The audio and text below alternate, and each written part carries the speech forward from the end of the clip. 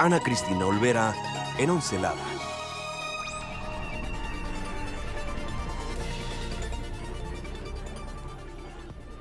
Si vives en la Ciudad de México, imagina que tu camino al trabajo de todos los días se ve mucho más como esto que el tráfico parado del periférico o del circuito interior.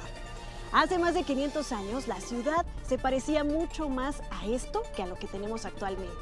Con la llegada de los españoles se empezó a difundir la idea de que el agua tenía que ser sacada de una ciudad que era completamente acuática, donde confluían 6 lagos, había más de 40 ríos. Se empezó a entubar y se empezó a llenar de asfalto.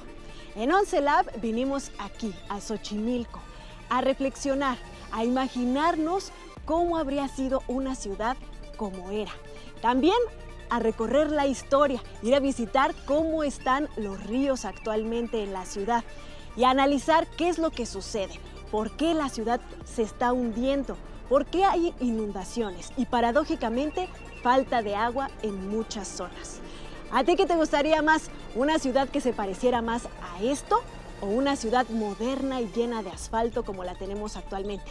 Te dejamos un código QR para que nos des tu opinión y te invitamos a navegar por este mundo en el Laboratorio de Ideas de Canal 11 y el Instituto Politécnico Nacional. Esto es Once Lab.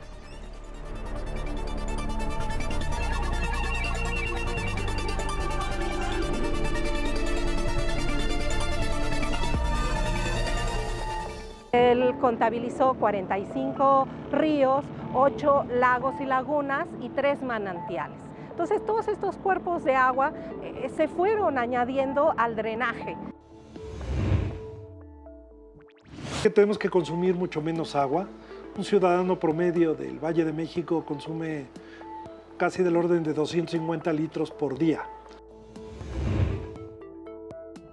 Por eso es importante que con estos proyectos el agua de lluvia no la metamos al drenaje, la metamos al subsuelo y ayudamos a mitigar inundaciones y ayudamos a hidratar el suelo.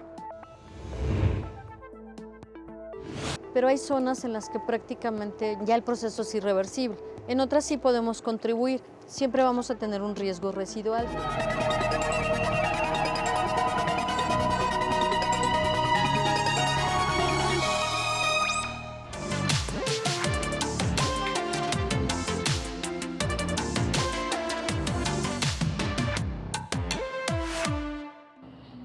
Las y los habitantes de la Ciudad de México vivimos en el Valle de la Náhuac, lo que en náhuatl quiere decir entre las aguas, por la gran cantidad de cuerpos de agua que había en esta ciudad.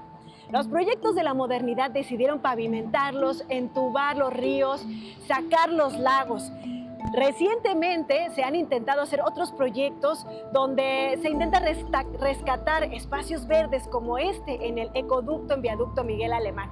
Como ves, la ciencia y la tecnología tiene tendencias conforme avanza el conocimiento. Por eso aquí en Once Lab te traemos lo más destacado de la semana.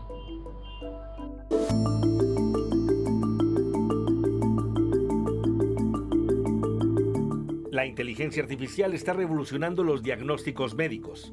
Hoy permite identificar, por ejemplo, pacientes en estado de coma y con conciencia encubierta, es decir, que reconocen palabras pese a que no se pueden mover.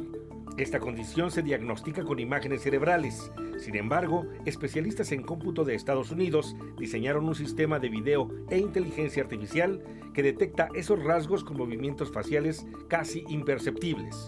El avance se publicó en Communications Medicine.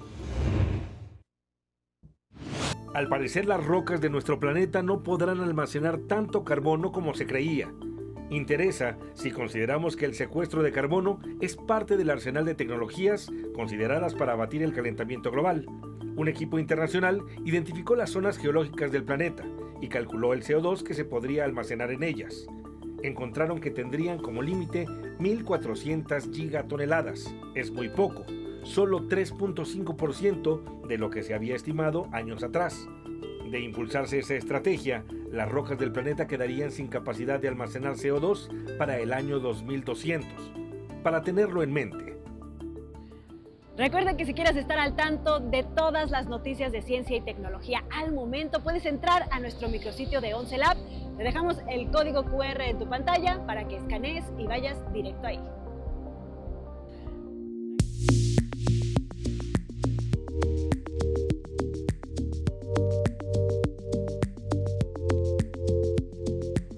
Y aunque ahora podemos ver plantas y algunas otras instalaciones que pueden aprovechar los peatones, estamos paradas sobre el viaducto, que es una de las avenidas más grandes, transitadas de la Ciudad de México, donde diariamente cientos de autos cruzan, pero que antes era un río corriente.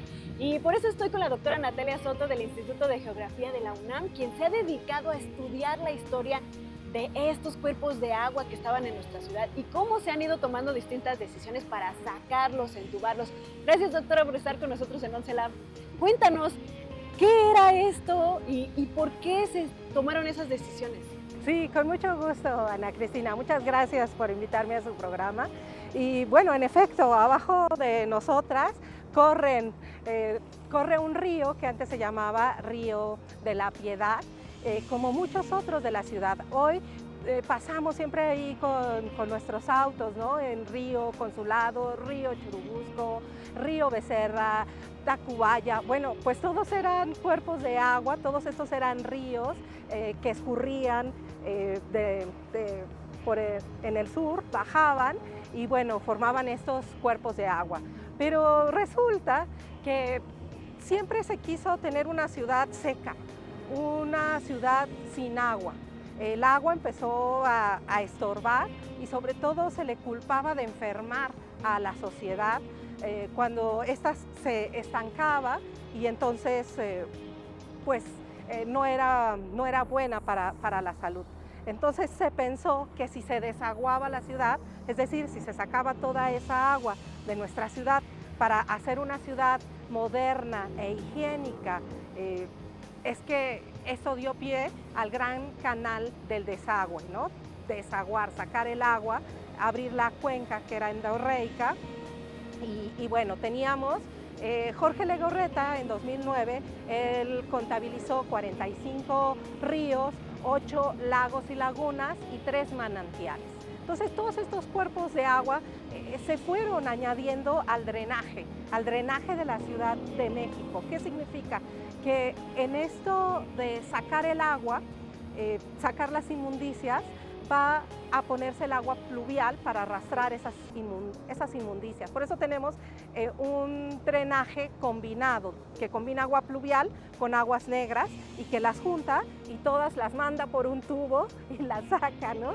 hasta la región de Hidalgo. Y ahora estamos aquí en Avenida Gran Canal, donde precisamente está el Gran Canal del Desagüe, a la altura más o menos del río Consulado. Y aquí, doctora Natalia, nos decías que entonces todos esos ríos entubados los empezaron a mandar a un mismo lugar, que fue al desagüe, ¿no? Sí, lo que les contaba es que justamente todos los ríos de la Ciudad de México por tramo se fueron entubando y todos ellos se fueron añadiendo al desagüe de la Ciudad de México, al kilómetro 0 que se encuentra en San Lázaro y bueno, pues toda el agua de los ríos pluviales y también las aguas negras pasan por aquí y salen de la ciudad.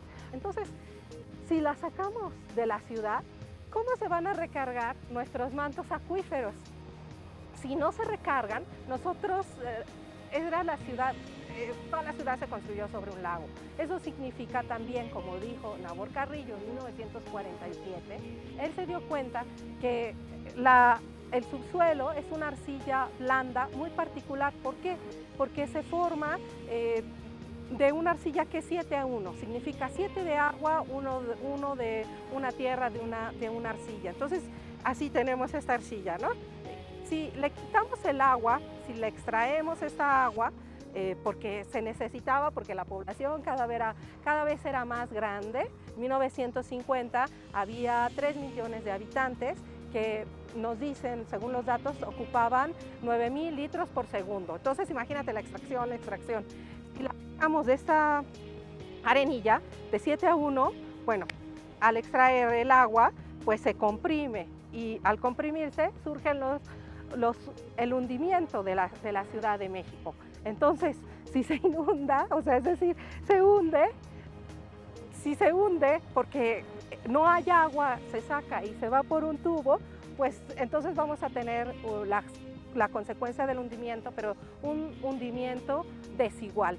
Y si pensamos que el drenaje se hizo por gravedad, es decir, como la ciudad estaba más alta y el lago de Texcoco estaba abajo, donde llegaba pues naturalmente, digamos, todas estas aguas, pero si se comprime, ¿no? Porque ya le sacamos el agua, pues el lago va a quedar arriba y la ciudad abajo. Entonces, tenemos que la Ciudad de México, como lo decía en 1950 Adolfo Oribe, la Ciudad de México se inunda por falta de agua, porque la sacamos, la mandamos por un tubo y se sigue comprimiendo, ¿no? Entonces, también yo no imagino cuánto es el gasto de estas tuberías de estarlas rectificando todas las veces, ¿no? Si se va hundiendo. Justo, y por eso estamos metidos en este grave problema en la Ciudad de México. Muchas gracias, doctora. Para entender la ciencia también es importante entender la historia y cómo va cambiando. Y además la doctora Natalia está en una búsqueda de conocer a personas que se acuerden de cómo era esta ciudad acuática. Así que si ustedes, muchas gracias doctora por estar con nosotros en OnceLab, si ustedes son unas de esas personas que se acuerdan de los ríos, los lagos, los cuerpos de agua de la Ciudad de México, les dejamos un código QR para que nos cuenten cómo era la ciudad y se puedan poner en contacto con la doctora para seguir esta investigación. Así que seguimos en OnceLab. Gracias.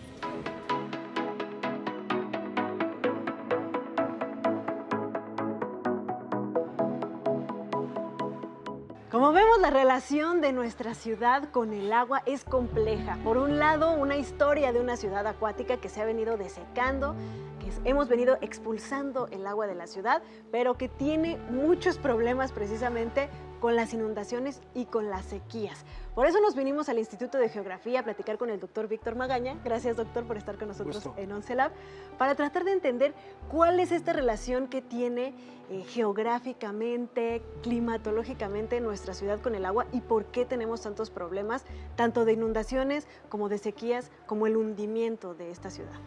Muy bien. Bueno, los grandes maestros de la climatología siempre han dicho que estudiar clima es básicamente para estudiar el agua. Y el agua tiene varias fases, las que conocemos son básicamente líquida y gaseosa y sólida en el hielo.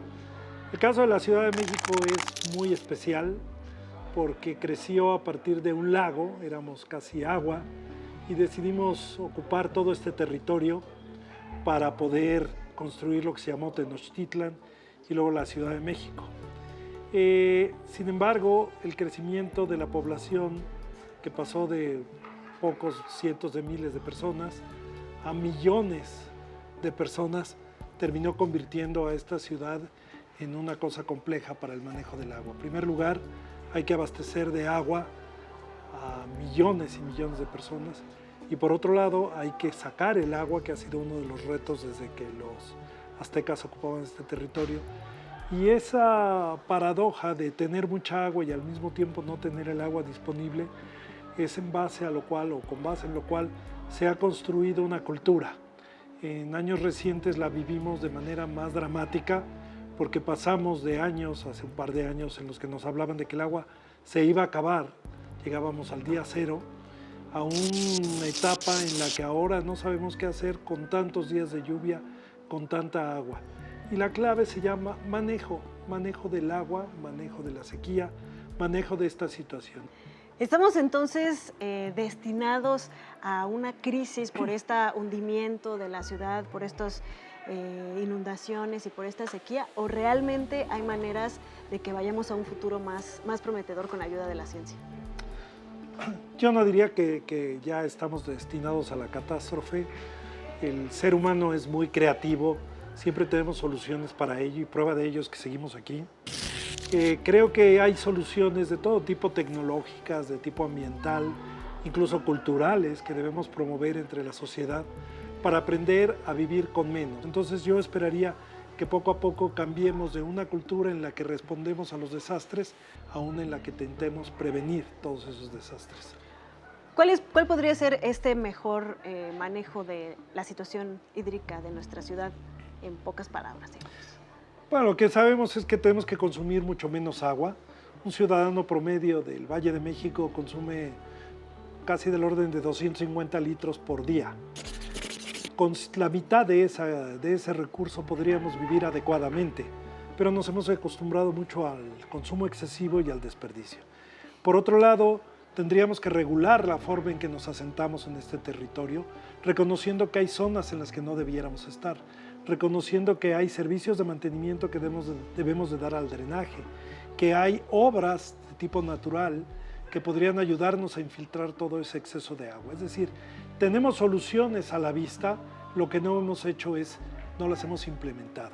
Y creo que ahí sí no es un problema solo de gobierno, sino es gobierno y sociedad los que tendrían que trabajar de manera conjunta para empezar a encontrar la salida a todos estos problemas. Muchas gracias, doctor. Pues somos muchos millones los que habitamos esta ciudad que queremos mucho y pues seguramente podremos encontrar la forma de habitar armoniosamente para poder conservar la ciudad como queremos. Gracias, doctor, por estar con nosotros en 11 Lab. Seguimos en 11 Lab.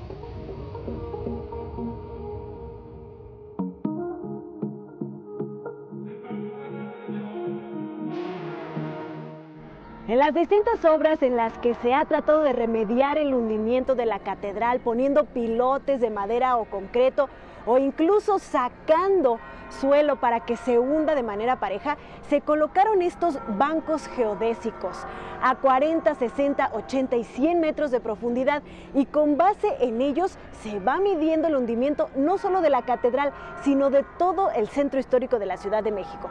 En Ciencia con A platicamos con una científica mexicana que está también estudiando estos hundimientos y nos platica de si esta situación es verdaderamente irremediable o tenemos formas de solucionarlo a través de la ciencia y la ingeniería. Debajo de la gran capa de asfalto por la que circulamos todos los días en el Valle de México, las arcillas, limos y mantos acuíferos son nuestro soporte. Son precisamente estos los que están quedando vacíos y el suelo se hunde. El exceso de extracción de agua, ¿no? O sea, tenemos muchísimos pozos que extraen agua día con día, pero que además no permiten un proceso de recarga natural. Los hundimientos o subsidencia, que es el nombre técnico que le dan las y los expertos como Wendy Morales, son consecuencia de la demanda de agua. Genera vacíos que se comprimen con la infraestructura que sostiene a los más de 9 millones de capitalinos. Estamos hablando de que los materiales son limos y arcillas. Entonces estos limos y arcillas se compactan porque ya no tienen agua, tienen espacios vacíos y entonces va compactándose. Y todavía le incrementamos la carga con toda esta infraestructura, o sea, porque no solamente es el desarrollo inmobiliario. Este hundimiento no es particular de la Ciudad de México, otras grandes urbes lo padecen y la causa es la misma, la sobreexplotación del agua. Estamos hablando de Aguascalientes, de San Luis Potosí, del Bajío, del Valle de Querétaro, o sea, sitios que comparten estas características geológicas, pero que además comparten esta extracción exhaustiva de los acuíferos. Pero, ¿cómo se podría frenar? Se requiere de costosas obras de ingeniería que permitan la recarga de los mantos acuíferos y no se lograría una regeneración total. Pero hay zonas en las que prácticamente ya el proceso es irreversible. En otras sí podemos contribuir, pero es importante resaltar que aunque contribuyamos con alguna obra de mitigación, ya sea de ingeniería basada en la naturaleza, siempre vamos a tener un riesgo residual. La subsidencia acentúa las inundaciones. Es claro en un año como este que ha presentado las precipitaciones más intensas de los últimos 73 años. El hundimiento en la Ciudad de México, que en algunos puntos es de hasta 40 centímetros, es un fenómeno diferencial. Es importante, pero está lejos de causar la inhabitabilidad, como hemos aprendido en esta charla con la experta. Con imágenes de Genaro González, 11 Lab, María Fernanda Chávez del Río.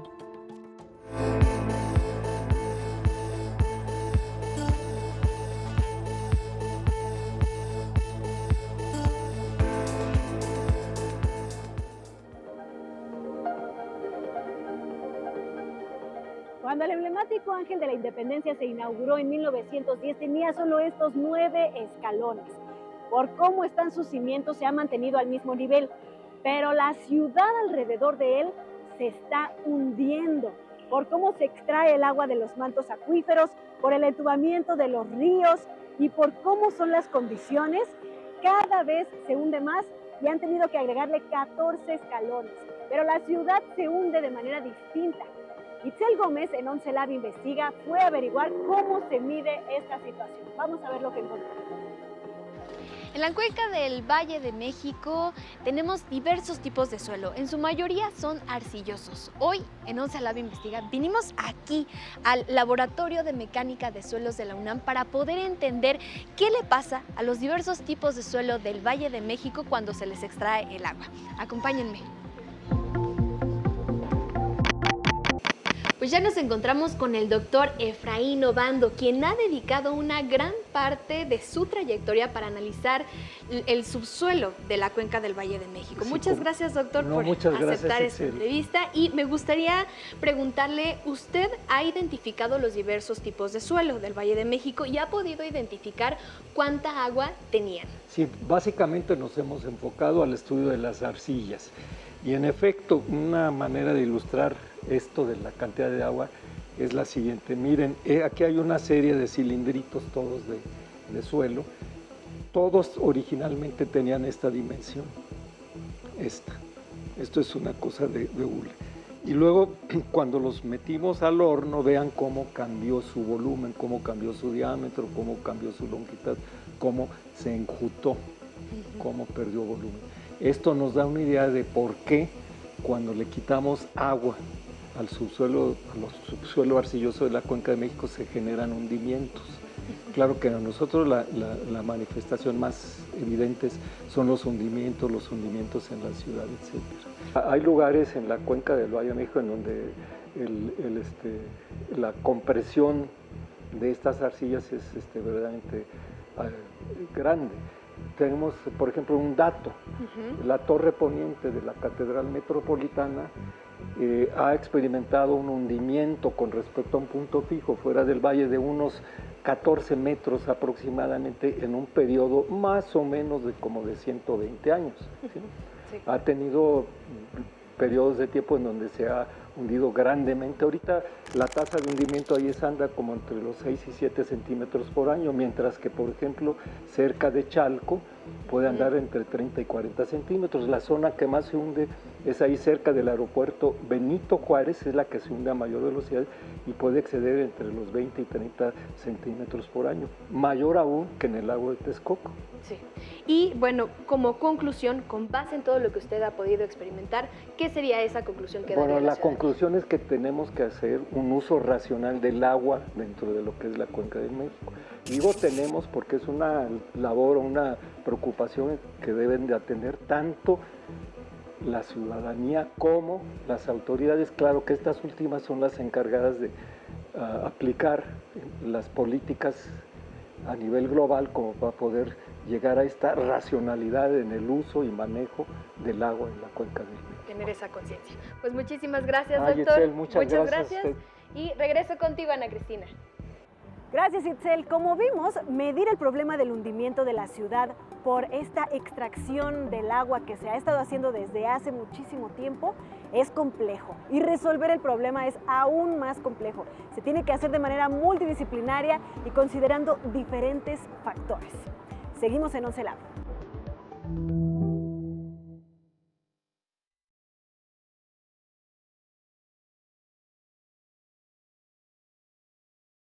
El problema de la gestión del agua y la ciudad no es solamente que esta era una ciudad acuática y ahora intentamos secarla, sino que las tormentas cada año vienen con más intensidad y con más agua, porque el efecto de isla de calor que genera tanto concreto hace que las lluvias vengan mucho más fuerte y abundante.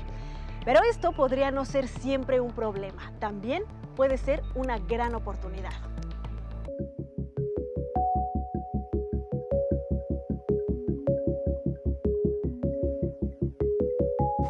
Hablar del agua en Iztapalapa remite a un reto enorme respecto al abasto y las inundaciones. Es así que en la demarcación, desde hace más de 20 años, se construyeron pozos de absorción que dotan al territorio de cierta porosidad, aprovechan las lluvias para recargar mantos acuíferos. En Iztapalapa tenemos 275 pozos de absorción que se han venido haciendo desde el año 2001, 2002, se han venido construyendo aquí en la alcaldía de Iztapalapa. Sin embargo, como este ejemplo que los conocemos como resumideros o pozos de infiltración de agua, son un poquito más pequeños. Parecen instalaciones sencillas, sin embargo, detrás hay una lógica ingeniosa. Iztapalapa es un territorio con muchas pendientes, debido a que se ubica entre 3 elevaciones, el Cerro de la Estrella, Peñón Viejo y Santa Catarina. Posee 44 regiones inundables o susceptibles a pasarla mal en temporada de lluvias. Además, 90% del territorio está pavimentado, o sea, solo 10% tiene capacidad de absorción. Así se idearon los pozos. En temporadas de lluvia nos ayudan mucho, porque hidratamos el subsuelo, logramos que el agua no se vaya al drenaje, ¿no? Y termine esta agua de lluvia en el Golfo de México, y también ayudamos a eliminar o mitigar las inundaciones. Por eso es importante que con estos proyectos el agua de lluvia no la metamos al drenaje, la metamos al subsuelo y ayudamos a mitigar inundaciones y ayudamos a hidratar el suelo. Algunos son más profundos que otros. Sus estructuras permiten separar los sólidos y sus tubos infiltran hasta 100 metros del subsuelo. La tecnología por sí misma no es una solución al control de las inundaciones o la recarga de mantos freáticos, pero sin duda contribuye. OnceLab, Rafael Guadarrama. Hoy nos despedimos desde el bosque de Chapultepec, donde en la época prehispánica había manantiales, pero irónicamente los lagos que hoy existen son artificiales, creados en el siglo XX para embellecer el parque. Pero hoy aprendimos que nuestra ciudad tenía 45 ríos, 8 lagos o lagunas y 3 manantiales. Todos han sido entubados, desecados y sacados de la ciudad. Pero también aprendimos que esta situación ha provocado que la ciudad se esté hundiendo entre 10 y 30 centímetros al año, pero en algunas zonas más. Pero lo más importante que aprendimos es que para poder subsistir como especie, tenemos que empezar a imaginar cómo nuestras ciudades pueden convivir de manera más armónica con el medio ambiente, para poder albergar lugares como este, el bosque de Chapultepec, el parque urbano más grande de América Latina con más de 800 hectáreas. Pero esa tal vez es otra historia de OnceLab. Y si quieres tener más información, recuerda entrar a nuestro micrositio a través del código QR que está en tu pantalla. Y nos vemos en una próxima emisión.